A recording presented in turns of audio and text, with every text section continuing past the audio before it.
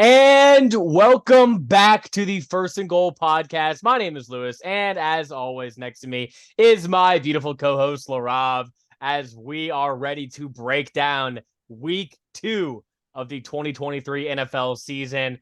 Awesome game so far. What a season. We've had amazing comebacks, huge beatdowns, and just classic games so far coming down to the wire. A lot to get into in this episode, Laraib. Anything you want to say before we start really getting into it? Yeah, Lewis, it's in week 2 where we kind of see things start to settle down a little bit, Lewis. And so, as we move forward, we'll see the picture clear, become more and more clear as we go on. But Lewis, let's go ahead and get into the picks for this week. I want to give a huge shout out to my co-host, Lewis Butler, for giving me the Baltimore Ravens at -3. Now, I will proclaim, Lewis, for the rest of season, I will give you one chance at half point, either underdog or favorite, to choose. Either way. Oh, what? You Thank don't you have for to. you. You don't But have yes, to. Lewis, it was the Ravens who gave me that huge upset against the Bengals, and I got the dub by 1 point this week. Yeah, I mean that was a tough game. I thought we'll get into it in our next segment here, but also picking Houston against Indianapolis, I just thought their defense was better with D'Amico Ryans. There are a lot of questions to answer on that end. And I did get Pittsburgh over, but it was too little, too late, unfortunately. But yeah, I mean, hey, week 2, and you had 14 picks right now. It's the different numbers because our locks and upset. We got both our locks and upsets right. You hit your best bet. You're 2-0, huh? Oh yeah. And My Packers at +1.5, because oh my if it was gosh. Packers -1.5 like it was earlier in the week, Lewis, I would have not hit. But Vegas knows, and at that +1.5 number, that was spot Yeah, on. Vegas knows. Talk about freaking at the end of the 49ers Rams game, just 4 seconds left. Did you see this? Sean McVay just kicked a field goal to make it a 7-point game. Yeah, and then they covered the spread, which Why? was I mean, that's maybe it's going to be those point differential at the end of the season, Lewis. If there's a tiebreaker, that can potentially put them up against another team, Lewis. Yeah, we need to be checking some Los Angeles bank accounts this week, just seeing where that money's going. But Larav, we are about to get into our analysis of the week. A lot of stuff to get into.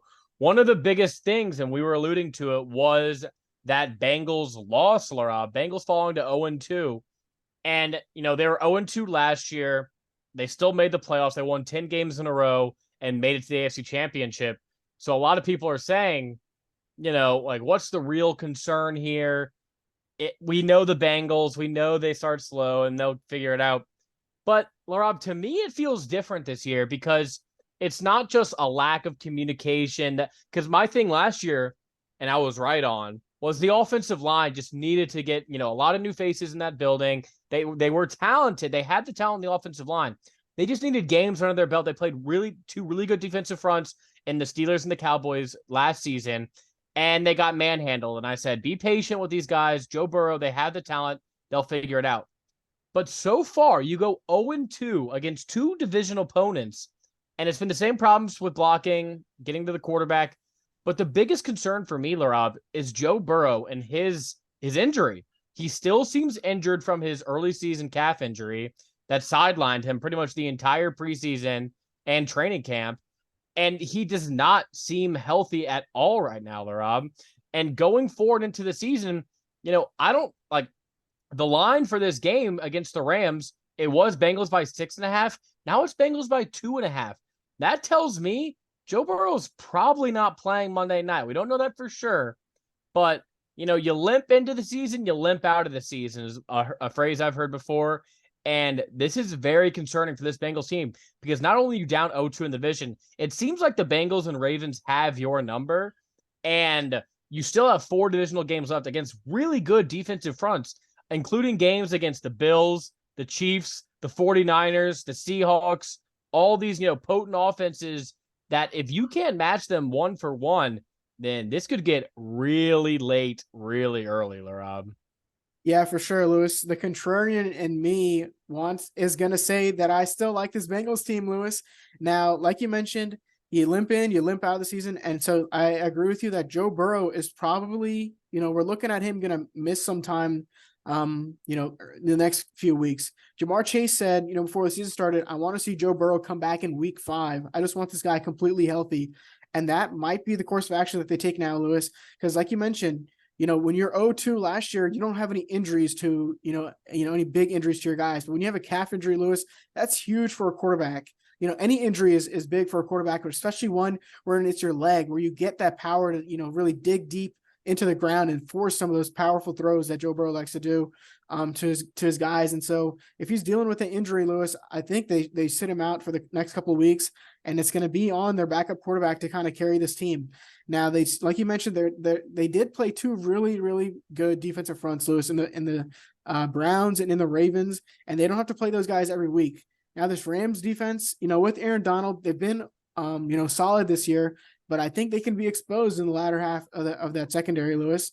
Then you face teams like the Cardinals, who don't really have that great of a defense. My Seahawks, obviously not the best defense in the world, Lewis.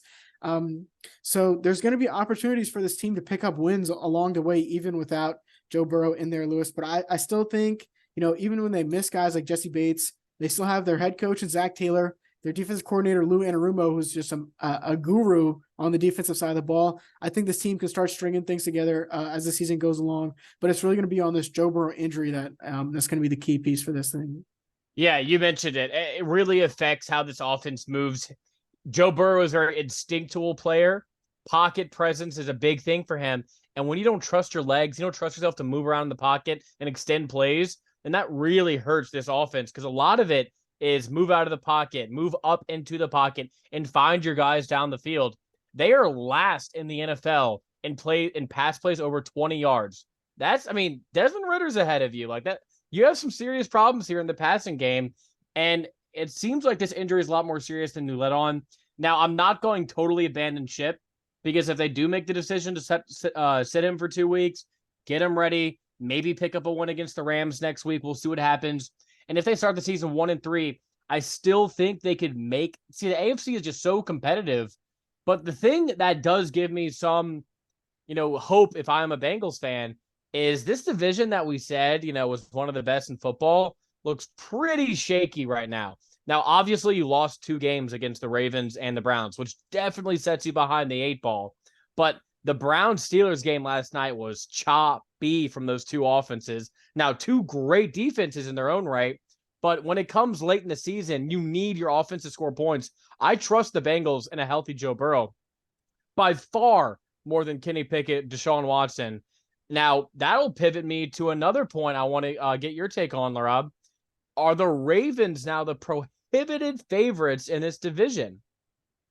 Well, Lewis, Lamar Jackson, of course, struggled week 1 against the Texans, but he came out. And so this game was really actually a pretty close game, Lewis, and Joe Burrow had over 200 passing yards with 2 touchdowns, but Lamar Jackson was able to outduel him in this one. And I think so, Lewis, if their defense is, keeps on playing the way they have been playing, Lewis, I think to say they have the best defense in that division is kind of difficult just because they got so many pieces, but to say they have the best overall team, Lewis, I think I can say that confidently. If Lamar Jackson continues at his pace, with Mark Andrews back in there, he looked way more comfortable. Of course, Zay Flowers is going to continue to progress. And like you mentioned, if Joe Burrow misses some time, this is going to be an easy way for this Ravens team to rack up a couple of those wins and stay on the top of their division. So at the moment, Lewis, see, this Bengals team was 0-2 last year, and I was still riding them.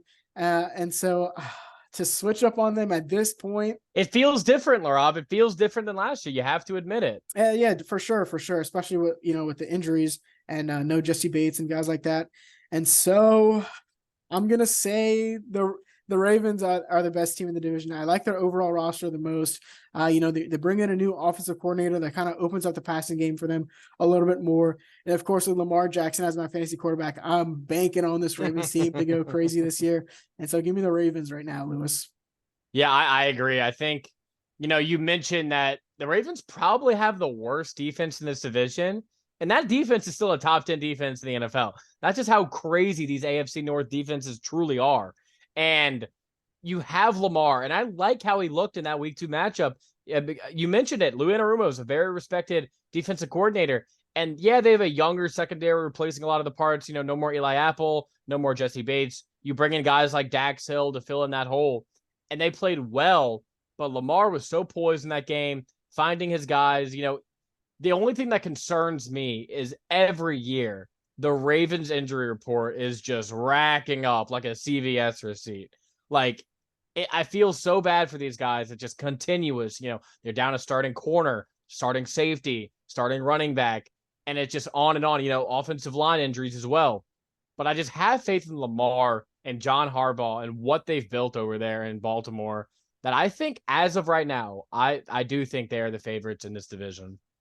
Yeah, with no contract extension looming over this team anymore, I think we can go back to some of that chemistry between John Harbaugh and that franchise and what we saw in that Lamar Jackson MVP year. But we'll see what goes on throughout the season, Lewis. But let's move on to your division, the NFC South, Lewis. 3 teams that are undefeated. And of course, the Panthers with the rookie quarterback, Bryce Young, are 0-2, Lewis. So out of these 3 2-0 teams, Lewis, which one do you think are real and who are the fake ones here? I think the Saints are real. I think this defense is real. And the offense, although it's been slow starting in these games, not much going, it's found itself in these second halves, connecting on explosive plays. I mean, this receiver room is just crazy talented with Olave and Shaheed on the outside, Michael Thomas as your security blanket inside. And they haven't really even been using their tight ends, which was another huge plus for this team going in with guys like Juwan Johnson, Foster Moreau, and even Jimmy Graham. And there's just so much to this offense that I like. I like Taysom Hill and the optionality he gives you, the versatility he brings to this offense, and just all the different looks and the confusion that gives the defense when he enters the game. And I like, Derek Carr, his downfield ability. When people are saying, I've seen a lot of this on, NFL nerd Twitter, they're saying that like, oh, it was a lateral move. Excuse me. It was a lateral move going from Andy Dalton to Derek Carr. Like, how much better is Derek Carr than Andy Dalton? Andy Dalton was not stretching the field. I mean, he would have taken his occasional shots against bad teams when guys were wide open. But Derek Carr is taking his shots in big game moments that are, completely flipping the momentum. And this defense has been up to the task. Now, they have not played good offenses so far, but you can also say the Saints offense has played very good defenses so far. So I just want to see more from the Saints offense to be completely bought in, but I like what I've seen so far. I think there's enough promise there, but I will say the team that I'm scared of the most as a Saints fan is the Atlanta Falcons. I think the Atlanta Falcons, their identity is the strongest out of any team in this division, including the Saints. They know who they are. They are a run-first football team who's going to establish the line of scrimmage and punch the ball down your throat. And they will continue and continue. And they just have so much talent up front. This offensive line, super underrated, a ton of talent. Chris Lindstrom, probably the best guard in the NFL. And just run blocking, pass blocking. And then you bring in, a lot of guys were like, or people, including myself, and this is still, TBD. I'm not totally saying the Falcons were right in this decision, but you bring in an electric talent like Bijan, and how, like, he just fits Atlanta. Like, he is flash, he is burst, he is excitement. A lot of people were giving him crap for wearing Michael Vick's number. He reminds me of Michael Vick, just the excitement and just all the awe-inspiring plays. He's gonna break an 80-yard touchdown this season. Mark my words. That will happen. He is so shifty. He is just such a weapon for this offense. And then Tyler Algier is just, he was a great running back. That's why people were, questioning in the draft. Like, why would they take a running back here? They have questions on the defense. You have good defensive guys. Jalen Carter, for example. And they went with Bijan. And it looks like it was the right decision, even though he is a running back and we've seen all the injuries and stuff. But he is so dynamic in what he gives this offense. And I don't like Desmond Ridder. I don't think he's an NFL quarterback, but he just does enough without killing you. And can it be a thing where as the season progresses, he kind of figures it out and just does, because right now he's still making a lot of boneheaded mistakes. He threw a pick 6 to Jair Alexander that just dropped. And then there were like 2 other dropped interceptions in that game that would have been for sure back-breaking plays for this Falcons offense. So if they get into a game where if they are trailing, I really don't like this team, even though they did have the comeback against Green Bay because Green Bay just completely shot itself in the foot. They could not run the ball whatsoever. But I still have questions about this Falcons defense, but their ability to just, milk that clock and control a game offensively gives me I the most confidence in that particular thing that they do well. Well, Lewis, I think I agree with you on your Saints team. I think they've been outstanding on the defensive side of the ball. And we've seen Derek Carr, he's been slowly trying to, get that chemistry built. And we saw him with Michael Thomas now 2 weeks in a row. They've just been balling out. Of course, a huge shot to Chris Olave. Like you mentioned, Andy Dalton is not going to take those shots. And like you mentioned, week one, Jameis Winston is just going to completely miss those shots. And Derek Carr fits you right there in the middle where he takes them and he makes them, Lewis. And so that is going to really make the Saints offense really dangerous moving on to the season. And of course, you have Tony Davy Jones's locker just going absolutely beast mode out there. And with Alvin Kamara comes back, Lewis, I think the Saints team is going to be something not to mess with. But who I really like in this division, Lewis, and who you are going to say they played some fraudulent teams, Lewis, it has to be the Tampa Bay Buccaneers, Lewis. Now, my guy, Baker Mayfield, we know how the cycle goes, Lewis. We obviously know how it goes. Yep. You're drinking the Kool-Aid. I'm chugging it, Lewis. I'm 2 hands slurping that thing like a chug jug right now. Okay. I really, really like how his chemistry has built with Mike Evans and Chris Godwin. And of course, my guy, Rachaad White, who is an absolute monster, Lewis. And that defense. Now you can say they played Justin Fields. It really doesn't matter. But week one, Kirk Cousins, they really, really disrupted him in the second half of the game. And that was the reason why they won. And so when you look at this Falcons team, Lewis, like you mentioned, if they go down big, I don't trust Desmond Ridder to put me back in a game. But if Baker Mayfield, he loves those deep bombs to Mike Evans and Chris Godwin. And I just like how this team has been playing, Lewis. Now, they will have some tests later on in the season. But I think this Bucs team is going to be right there at the top with the Saints as we move forward. Yeah, I don't buy it. This is a roster that, I will give you, so I will give the Bucs some credit here. This roster still has talent on it. Do not get it. Levante David, Devin White, Antoine Winfield. They have talent on the defense, Vita Vea on the defensive side of the ball. And then offensively, you mentioned those receivers are still very good. They're old, and you have Baker Mayfield throwing them the ball, which I don't know what got into you. Maybe he's him now. Maybe he's him now. I'm a Baker guy. I'm a big Baker fan. Before Derek Carr, I was saying, hey, why not? Why not Baker and Nola? I like Baker. But the problem with Baker was if he wasn't in the perfect situation, he would crumble. And this is not the perfect situation, Laraib. They have one of the worst running games in the entire NFL. A huge contrast to what he had in Cleveland beforehand. And then this offensive line, Tristan Wirfs, stud. Don't get it twisted. But you lose Donovan Smith to the Chiefs. Ali Marpet out for the year. And then they had another guy retire. And I think it was the right guard. His name is Ryan Jensen. Ryan Jensen retires. So, this is a complete makeshift offensive line. And he's put up numbers against fraudulent defenses, Laraib. You have to stop drinking the Kool-Aid.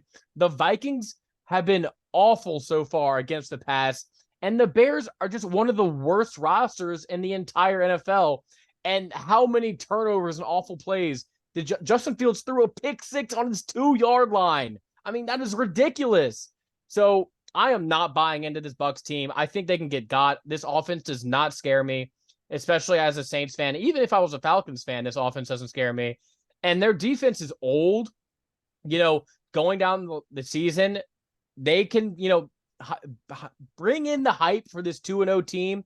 And honestly, I want them to. I want them to go 8-9 this season, have a good, respectable year, and miss out on Caleb Williams, and miss out on Drake May, and miss out on Michael Penix, and Shedeur Sanders. I want them to miss out on all these elite quarterback talents who could go in and give you legitimate juice because, Baker's a fun, feel-good story.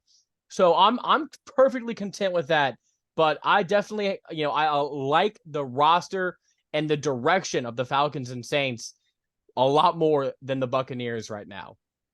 I have to disagree. If you can't throw the ball in 2023 like the Falcons can't, even though they have the guys, I think this Falcons team is going to be fraudulent, Lewis.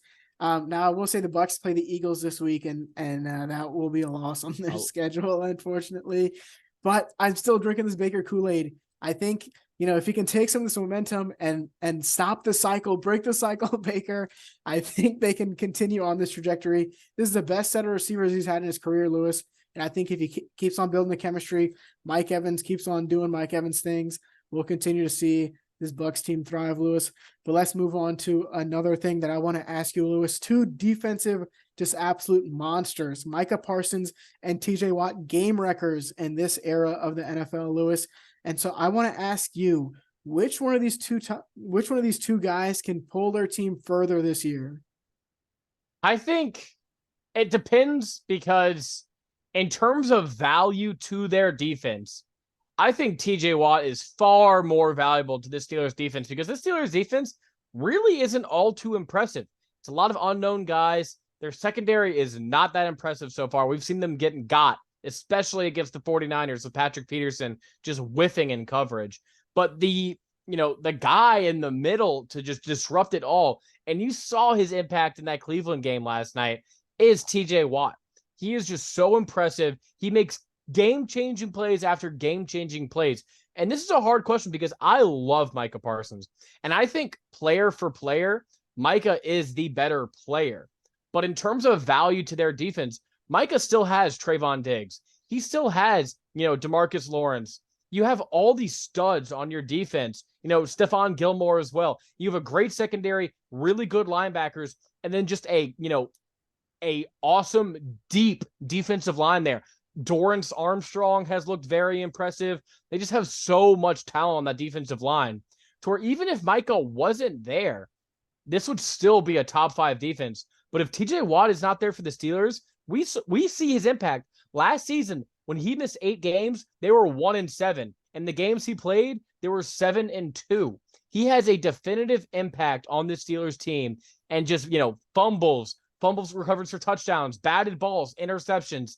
He is so much more valuable to the Steelers defense. And I love Micah, but he's no TJ. Yeah, Lewis. Parsons is just a phenomenal pass rusher.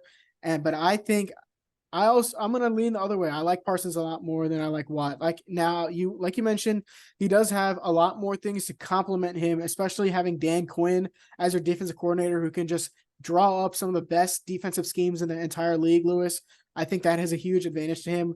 And for TJ Watt, like you mentioned, it's kind of a one-man show for him over there. But Parsons, just what I've seen from him, just his innate ability, Lewis, just to wreck games completely by himself. I think he is a better one in this position. Now, I agree with you. Who was more valuable if there's no Watt and there's no Parsons on either team? Of course, the Steelers are going to suffer a lot more. And Watt, like you mentioned, he does a lot more of the extracurricular activities, right? He gets those interceptions. He gets those forced fumbles for touchdowns a lot of the times. But Parsons, I just like his rushing ability a lot more, and his ability to line up on the inside of the defensive line and the outside. I think he's a lot more versatile in that way, and he just dominates whoever he's going up against. We saw him on that week 1 when they allowed 0 points, Lewis. I think he just has that type of impact on the game. Yeah, and I mean, if we look at this 2-game sample size, TJ Watt has more quarterback pressures, he has more sacks, he has more quarterback hits, also playing against better offenses. Now, the Browns and the 49ers, they're definitely better than the Jets and the Giants so far. And I want to say, I love Micah. He is the second best defensive player in the league. And if you want to say he's the best, I'll hear it. And I want to show Myles Garrett some love here too, because I think he is also a phenomenal game wrecker, but he doesn't have the consistent impact like a TJ Watt does. The only thing that I'll give, that I'll really ding TJ Watt is the availability. He's missed large stints of the last 2 years. And if he misses time this season, his team will be at a detriment. Micah Parsons so far has been an Iron Man, and I just love how he plays the game. He's so tenacious, just like a bullet out of a gun every single time he's going, and he makes plays all over the field. So, I mean, these are 2 amazing players, but personally, I would take TJ Watt. All right, Laura, I have a new little game for us. So far, through 2 weeks, we've seen a lot of new quarterbacks making their debuts, or, quarterbacks, a lot of question marks who were entered the season. And it's going to be called Quarterback Report Card. I'm going to give you a quarterback, and I want you to give me a letter grade for how you think they've performed so far this season. Give me the grade. Tell me why. Then I'll bounce off with some ideas and we'll keep going. You got it? All right, let's do it. So starting off with a flare, and I expect a high grade here. 2-0, leading his team to impressive wins on the road. What is your grade for Tua Tagovailoa, Laraib? Lewis, I will have to give him an A+ to start off the season. I think we can both agree on that one. Week 1 against the Chargers, he played a perfect game, exploited exactly what the defense was giving him. And he had a little bit of more trouble against his Patriots defense. Divisional matchup. Bill Belichick is just that type of guy to take away the passing attack, and the Dolphins are able to run the ball very well in that game. But going back to Tua, he had that one real missed opportunity to Tyreek Hill that resulted in an interception. And of course, he fell down that one time at the goal line. But I think, he's done exactly what his team has needed to do, Lewis. Whenever he needs to hit those guys deep, he hits them. And whenever he needs to play conservative, not having those, forced errors, I think he's been playing outstanding so far this year, Lewis. Yeah, I agree. I mean, I think he's played the best quarterback of any quarterback in the NFL so far, if that makes any sense. I just think he's been the most consistent. And through playing these tough defenses, I just like how he's been able to adapt his game to the competition. In a game where things aren't really going, Tyreek's getting bracketed by the Patriots. They're really, throwing a lot of stunts and stuff at him. He stays calm. He hits the intermediates, which we know he's amazing at over the middle of the field. He leans on the running game and he plays within a system. But then you see a week ago against the Chargers, he needed to put on the superhuman cape to beat Justin Herbert in Los Angeles, and he did just that, and beating Justin Herbert. So, I would say he beat Brandon Staley. He outdueled Justin Herbert, and you can't argue that. It's just the numbers. But, he's been by far probably the most impressive quarterback in the league. All right, Laraib, we're going to move on to a few rookies here. Give me your report card grade on Bryce Young. Bryce Young, Lewis, I would have to say right now he's sitting at a comfortable B- to a C+, Lewis. He did not really look that impressive to me against the Falcons in week 1. Of course, his first ever start. They got going a little bit early, Lewis, but he started to tail off a little bit. And of course, the Saints, he got balled up all night. He had that one touchdown drive to close the game to cover the spread at -3 in that one. Push. Vegas money on that one, Lewis. But it's going to take some time for him to get comfortable. I think out of all the rookies, in my opinion, he's looked the worst so far. I know you'll ask me some questions on those later, but out of those 3, the big 3, I don't think he's played the worst in my opinion. Of course, it's going to take time for him to build some rapport. They don't really have the greatest offensive weapons over there for him in Carolina. And so, we'll hope for them to get somebody, draft somebody or trade for somebody later on all positions on the offensive side. And he just hasn't looked, hasn't really popped off the page for me, Lewis. Yeah, I'm going to say C, just because he's been very average. Now, he's been what I don't get is I judge him on a different scale because he was the number 1 overall pick. The Panthers traded all that draft capital to get him. He was the one they wanted. He was their target. But I just don't see the special with Bryce Young. Like, what makes him great? He's very small frame. He's not very athletic. Like Kyler, small frame, but super athlete, super fast. There's not a lot of pop with Bryce Young. He's very smart. He's super tough. And, he hangs in and he makes tough throws. But I just see a lot of quarterbacks doing that. Like, I don't see what makes him so special. Now, he is set up to fail in Carolina. That offensive line, who we thought was going to be pretty good entering the season, has looked very shaky so far. The offensive weapons around him are probably the worst in the NFL. So he is in a very tough spot to succeed. I'll give him that. But I just don't see the it factor that I've seen with some of these other guys. And I'm waiting to see with Bryce Young. So I'm going to give him an average grade, a C. So let's move on to the second overall pick, Laraib. CJ Stroud. What is your grade? For my grade for CJ Stroud, Lewis, I know they're 0-2, but I'm going to give him a B+, Lewis. I really like what I've seen out of him. No interception so far, Lewis, in his first 2 games as a rookie, which is really impressive. When you talk about the numbers he's put up, Lewis, 384 against the Colts and 242 against the Ravens.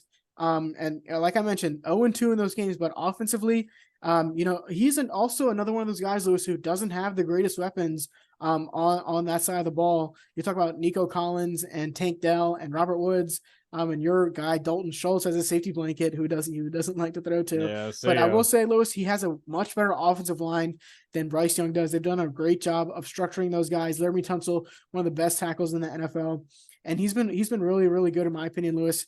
Their defense kind of lets them down in those games. He only scored 9 points against the Ravens week 1, but no interceptions, Lewis. And a guy who I thought was really going to struggle, he's been, exceeding my expectations for sure. Yeah, I've been pretty impressed with Stroud. I think he's in a much better spot. I like this offensive line. The weapons, I didn't think were that good entering the season, so I'm not going to have hindsight bias and say like, oh, I mean, obviously he has really good receivers. No, he's making tough throws to guys who, Tank Dell, Nico Collins, guys who we saw, Nico Collins last year with Davis Mills. Davis Mills was not elevating like we see CJ Stroud is elevating this offense. So I've been very impressed with CJ. I'm gonna give him a B. 0-2. I mean, a lot of plays just ending and a lot of rookie mistakes, but you see the starting quarterback potential. Yeah, you see what you need to see out of him. And all you need to do is kind of shore up the edges. Like you can build around CJ Stroud. So it's a promising start for the rookie. Let's move on to probably the most unpolished guy, but arguably the most impressive, Anthony Richardson, Laraib. I'm also, Lewis, going to put him in that B+ range. He played very well week 1, Lewis, against the Jaguars, and the opportunity to win that game. He does have an interception, Lewis, and he'd missed most of the game against the Texans against the Texans with a concussion. But, you saw his raw talent, Lewis, just his ability to unload that ball deep. And of course, his rushing ability, Lewis, is almost unmatched. Just his power whenever he's going downfield. He had 2 rushing touchdowns against the Texans and also one against the Jaguars. I think this guy's also going to be a stud in the NFL, Lewis. Even when he has guys only like Michael Pittman on the outside, he's still been making do. And I think we'll see him continue to progress, especially, behind an offensive line, which you think is not that good over there in Indianapolis. I think, from what we've seen so far, he's looked pretty good especially for somebody who got drafted at the 4th overall, not one of those guys like Bryce Young or CJ Stroud, which were expected to play very well. This guy was coming out really raw out of Florida, Lewis, and I think he's played very well so far. Yeah, I'm gonna give him an A-, Laraib. I mean, despite being super raw, and this is kind of judged on a scale, I would say. There's a bit of a curve for some of these guys. I wasn't expecting much of Anthony Richardson. I thought he was too raw. He wouldn't, he just not a quarterback, not an NFL quarterback. He needs a lot of work, but he's had some of the best pocket presence. He's looked so calm, so collected in the pocket, knows when to escape. Now, the reason I ding him to an A- is he's a bit reckless. We see with the 2 concussions leaving both games early, and who knows his status for week 3. That's the only thing. And even then, you heard the Trevor Lawrence quote at the end of the game in week 1. He says, "Hey, you're a special talent, kid, but learn when to slide, learn when to not take the big hit because this is a marathon, not a sprint. So you need to be there." And that's what I think he needs to learn. Is he's super excited, he's ready for this new opportunity. But this is the long haul, Anthony. You want to be a franchise quarterback. You want to make that franchise quarterback money. You have to have some sort of self-preservation. But I've been super impressed with him so far.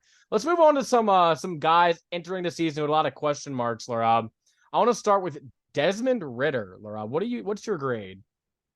Well, Lewis, he beat my Packers last week in an unfortunate game. But I'm going to give him, Lewis, a C. Now, I just really don't like this guy's passing ability. I don't really like the vision that he has, especially with the targets that he has, Lewis. You talk about the other 3 guys who I mentioned or who you mentioned, they would love to have the same guys I have over here in Atlanta, Lewis.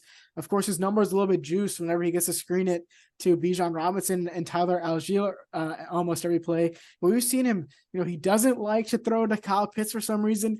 He doesn't like to throw to Drake London for some reason. And this guy, like we talked about it earlier, Lewis, when we were talking about these 2-0 teams, he just doesn't look like a starting quarterback in the NFL. He doesn't know how to progress to his reads very well. He tries to force the ball where it shouldn't be. He had a rushing touchdown. He has a 1 passing touchdown, but I just don't think, he's that guy. Yeah, I mean, Arthur Smith has completely idiot-proof this offense. Like, you hand the ball off, you throw your screens, and you don't do anything too crazy. And he's still not even doing that very well. I mean, he has a nice clean handoff, good. So we're at least Ryan Tannehill-esque, right? But he doesn't push the ball down the field. And you mentioned it, these weapons on the outside, I don't know if it's an Arthur Smith thing. I don't know if it's maybe they're not as good as we think. I think they're as good as we think. I think Drake London and Kyle Pitts are legit. I like Mac Hollins a lot. I like Jonnu Smith as a backup tight end. They have a really solid, weapons on the outside. And Desmond Ridder, like Arthur Smith clearly does not trust him to make these throws down the field. So he's saying, we're going to rely on a running game, which is a strength. Don't get me wrong. But you plug in a decent quarterback in that system, they're a very good offense. So he's definitely holding back this team. I'm going to go C- for Desmond Ridder. Let's move on to the team that lost to Desmond Ridder, Jordan Love, Laraib. Well, Lewis, he had an outstanding week 1, but he kind of, was kind of flat in week 2, especially without Aaron Jones and Christian Watson. I'm going to say an A- for him, Lewis. Now, the expectations coming in this year for him were extremely high, and he exceeded those for me in week 1, albeit against a really bad Bears team, Lewis. And in this one, even without Christian Watson and Aaron Jones, he still hit his guy, Jordan Reed, on those routes, Lewis. The issue in that game was they weren't really able to run the ball with mid-ass AJ Dillon. And so we'll see what happens when Aaron Jones comes back. But I really like the poise of this guy, Lewis. He's lived up to the expectations in my opinion so far. And I feel like the Packers might have, a future, starter franchise quarterback in Jordan Love. Yeah, I agree. I've liked a lot what I've seen from Jordan Love. He made some, pretty high level throws, even in that, Packers game, and they don't have great wide receivers. Christian Watson has not played a game this year, and they've been missing guys on the outside, and he's still been making high level throws. Guys just aren't really making catches. He had a beautiful fade to the back of the end zone, and I don't even remember the guy's name, but number 11, he just dropped it right in the bucket. AJ Terrell made a decent play, but I mean, I've liked a lot what I've seen from Jordan Love. There's still a lot of those, first, the offense is on your shoulders. If he doesn't have the weapons, he doesn't look that good. As we saw at the end, 4 straight incompletions basically to lose the game against the Falcons. But you have to be excited what you've seen so far if you're a Packers fan.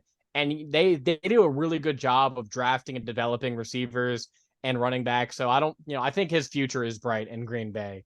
So I'm going to say B+. And then one more, Laraib. Let's end it on a sour note. We're going to go with an 0-2 NFC North quarterback, and that would be Justin Fields. Lewis, I have to give this guy an F. He's looked awful, Lewis. He's looked absolutely terrible. Like you mentioned earlier, a pick 6 at your own 2-yard line is just kind of ridiculous. They bring in guys like DJ Moore, who had a 100-yard game this past week, Lewis, and Justin Fields finally threw for 200 yards. One of the few rare occasions in his career, but he just not looked that good, Lewis. Like you mentioned, we kind of expected this offense to take that leap from last year where they were really hot to end off the season. Like you said, way more design runs for Justin Fields. It kind of looked like, that could be his bread and butter in the NFL, but he struggled doing that, Lewis. And of course, I said this quote to you earlier. You don't give a blind man a Ferrari. Just because he has a Ferrari doesn't mean he can drive it, Lewis. You bring in DJ Moore and he has 100 yards, Lewis, but Justin Fields still does not look like the passer that you'd expect for him to be this far into his NFL career. No, it's super disturbing. And that's the point, Laraib, is all the designed runs. Luke Getsy, I was giving him so much credit last year for how he transformed the identity of this offense. And then he's completely flipped it. There's been no designed runs for Justin Fields. Justin Fields comes into the season saying, I want to be the first 4,000-yard passer in Bears history. I want to establish myself in this offense. And he is just an awful pocket passer. He does not throw with anticipation. He doesn't see guys down the field. He is a one-read run type of quarterback. And defenses are catching up. They know, all right, we're going to blanket the first read. We don't even care if a route is developing down the field. We know Justin Fields' eyes are going to be on the ground and he's going to be running. And in 2023, you just cannot have that to run an offense. I'm very quickly losing faith in Justin Fields. I agree with you. This is an F performance so far against two very, not great defenses, but, good defenses. And we're just like, it just looks bad so far, Laraib. And it's not going to get any easier for Justin Fields going up against the Chiefs next week. So, yeah, I mean, it's hard to end it on that note for quarterback report card, but there's a lot to figure out in Chicago. And that's, it's not only Justin Fields. That offensive line has not really improved much at all. They haven't been running the ball effectively. The weapons on the outside are better. I love DJ Moore, but, Chase Claypool is wide receiver 2. Darnell Mooney really hasn't done much. A lot of questions there in Chicago. But let's move on to our final topic of the day. Of course, it is our Thursday night football preview. We have the San Francisco 49ers in their home opener. They played 2 games on the road. I mean, if you look at that Los Angeles stadium, that was their home opener. That was bad. But they are hosting the New York Football Giants. 49ers are favored by 10.5 points here, Laraib. Easy win? Yeah, for sure, Lewis, an easy win. Now this Giants team had to climb back to beat the Cardinals last week in what could have been one of the most embarrassing losses all season long. Meanwhile, this 49ers team, dominated week 1 and almost, that Rams game was kind of close towards the end, Lewis, but this Giants team is nowhere near that kind of offense and nowhere near any type of defense that could make this 49ers team struggle at all. I just expecting another great game out of Kyle Shanahan in their home opener. They really simplify this offense for Brock Purdy. They're going to continue to do that this week, and that defense is going to be after Daniel Jones all game long, especially with no Saquon Barkley in this one. I think this is going to be a real uphill battle for the Giants, and they're just not going to get it done on the road. Yeah, and then, on the other side of the ball, this Giants defense has not been very impressive to me so far this season. They're not really getting takeaways at all. A lot of that second half, I was watching back some of the game. And, oh my gosh. I mean, why would you do that to yourself? You just have to run a podcast like us to even want to do that. It was the highlight film. Don't worry. It was nothing more than that. But this Cardinals defense, I mean, they were making some strange decisions in how they were covering the Giants in the second half of that game. Strange, and I don't know if they're trying to tank type of decisions, but the Giants, the Cardinals defense. Yeah. So, I mean, I just have a lot of questions about this Giants defense. I don't think they defend the run very well at all. I expect Christian McCaffrey to have at least 60 fantasy points this week. And I don't trust. This 49ers offense is becoming a juggernaut. Brock Purdy looks very comfortable. He has so many weapons at his disposal at all times. We saw them manhandle that Steelers front. And then, the Rams defense, which looks a little bit better than we thought. Maybe the Rams are a little bit decent. They still, Aaron Donald had no effect on that game. They ran the ball extremely well. And then, you get guys like Debo, Brandon Ayuk out in space, and it's just game over for the opponents. So, yeah, I don't see much from the Giants in this game. Give me the 49ers home opener. I'm going to go 30-10. Yeah, Lewis, and I'm also going to agree with you. A 30-point bomb once again from the 49ers, the second time of the season. And the Giants get a late touchdown and a late field goal to make this a 20-point game, Lewis, not a cover. Yeah, Christian a lot of McCaffrey, backdoor covers. Yeah, Christian McCaffrey averaging over 100 and over 115 yards rushing. That's not even including his receiving game. And so I think not much of a receiving game so far, though. It seems like they're just using him as a power back. Hopefully he gets like 11 catches next game. No. Well, I don't think so because they're going to be smart with this guy, Lewis. We know he kind of has a little bit of an injury history, Lewis, and so you wouldn't want him to miss any games, forcing having him have too many touches in one game, Lewis. 90% of the carries in the team's offensive target share. Well, it looks like they might get Elijah Mitchell a little bit more work in this one, especially if they go up huge, Lewis. Thursday night football too. Don't want to get any one of those early game injuries, Lewis. But I think that is going to wrap up this review of week 2 of the NFL, Lewis. We're trying to see that picture clear up just a little bit, Lewis. Maybe a couple 2-0 fraudulent teams and a couple 0-2 fraudulent teams who could be back on the way up, Lewis. And so, anything to say before we go? Yeah, so we're going to be filming our week 3 NFL predictions this Thursday. We'll be dropping on Thursday. And so look forward to that. Another 15-game slate of games we'll be covering. I think we're going to, crack down the rotation a little bit this time. It seemed like some of y'all liked it. No one responded, by the way, but it seemed like a lot of y'all liked it. So we're going to continue with that, but we're really excited to hop into these games next week and see how we're doing. So this is it for the Lewis and Laraib podcast. Signing out. Peace.